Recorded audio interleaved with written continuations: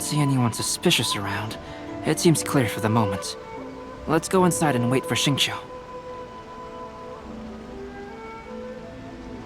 Oh, this whole thing's starting to make Paimon a little nervous. What do we do? And what do we talk about when Xingqiu gets here? First, we must ascertain whether Xingqiu was already in Inazuma or not. If we can find evidence of him deceiving us, then we can use it as leverage to persuade him to tell us the truth. Since we're still waiting for him, why don't you go and chat with other guests in the restaurant and see if you can learn anything useful? Welcome to Uyuu restaurant. That was delicious. Inazuman cuisine largely consists of fresh seafood, which is certainly to my liking. That's good. We were worried you might not have an appetite because you didn't sleep well. Now's our chance. Let's talk to Xingqiu and see if he says anything useful. Maybe we could start by asking him about the journey.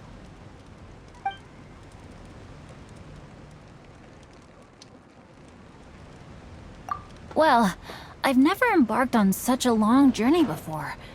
Though I was quite excited when we set off, the long days at sea quickly became most monotonous.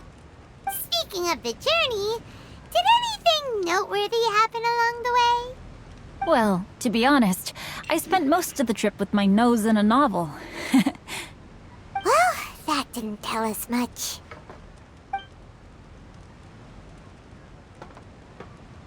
By the way, Xingqiu, what book were you reading on the way here? Oh, I was reading a novel called Pretty Please Kitsune Guji. It was sent to me by my editor. Didn't you feel dizzy while reading on the ship? It was nothing I couldn't handle. Don't forget, I'm proficient in the arts of the Guhua clan. That being said, there were quite a few people aboard who felt seasick. Well, there doesn't seem to be anything suspicious about what he said so far. To be honest, there wasn't much to see. Just water all around, morning to night. The sheer monotony of the trip caused everyone to grow a little impatient. So, when the peak of Mount Yogo finally appeared in the distance as we approached the islands of Inazuma, everyone crowded the deck to have a look.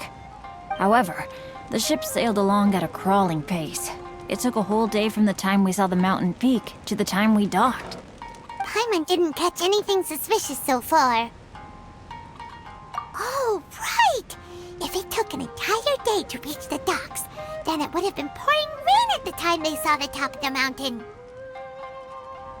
We learned a couple of things from his account, but we still require more evidence. Let's discuss creating novels with Xingqiu. While it is entertaining to read novels, writing one is an endeavor of its own. You must give great thought to every detail, from the layout of the plot to the rhythm of the lines. And even when you have come up with interesting content, there's still no guarantee that it will be to your liking. I couldn't agree more. Whether it's writing a book, creating art, or studying alchemy, seldom can you really feel joy after seriously delving into the work. Xingqiu and Albedo are getting into some deep topics now, but nothing suspicious has come up. Speaking of illustrations, Albedo, I've long wished to express my sincerest gratitude for providing the illustrations in my novel. My novel didn't sell well in Liyue, so I must admit that I had some reservations regarding its potential. Yet you've consistently managed to select the most important scene of the chapter for your illustrations. This made me feel as though what I was trying to express could be understood after all. Thank you. However, I took some risks in the illustrations, so I'm feeling slightly uneasy myself. Light novel illustrations are typically centered around the characters, but this time, I adopted a different approach in the illustration for the last chapter. Well, that scene was intended to depict the change in the world, so I thought it very fitting to draw only scenery.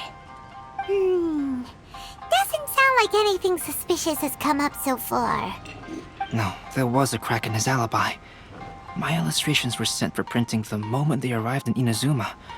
So, logically speaking, there's no way he could possibly know what the illustrations look like. Xingqiu, we have something very important to ask you now. Oh? Why the solemn looks all of a sudden? Huh? I'm afraid I don't follow. Mr. Okazaki told us earlier that actually the weather at sea was very bad these last few days. So when you said that everyone came running to the deck to see Mount Yogo, that couldn't have happened! On top of that, the latest installment of A Legend of Sword will only be revealed at the Irodori Festival. Even we, the creators, haven't received a sample copy. If that's the case, how could you know what my illustrations look like? Well, The jig's up, Xingqiu. You were already in Inazuma before today, weren't you? Are you in some kind of danger but can't tell us the truth? Don't worry. The Traveler and Albedo are no pushovers. We can help you. no, please. You misunderstand me. I suppose my lack of sleep is inevitably taking its toll on my mind. I didn't notice for a moment that you were testing me at all. I did in fact come to Inazuma early to handle some things. Let me consider how to explain this. Oh, this is most embarrassing. Oh, well, if this isn't a coincidence, I didn't expect to see everyone here. Huh? Tone Deaf Bard, what are you doing here? I heard that the owner of this establishment has some fine-aged wines. I didn't want to miss the opportunity to taste them. Paimon knew you couldn't possibly be up to anything good. Says who? In fact, I come as the bearer of good tidings. I just bumped into Kujo Sara a moment ago. She said that the Tenryou Commission has apprehended the criminal who stole all those copies of A Legend of Sword. You needn't worry about it any longer. Huh? The criminal who stole A Legend of Sword? Did I say something I shouldn't have? Oh no. The person they apprehended. Was it by chance an editor named Onodera? Apologies, Kujo Sara didn't mention a name. But I saw her taking someone toward Hanamizaka. Everyone, it's too late to explain. We must make haste and rescue Onodera.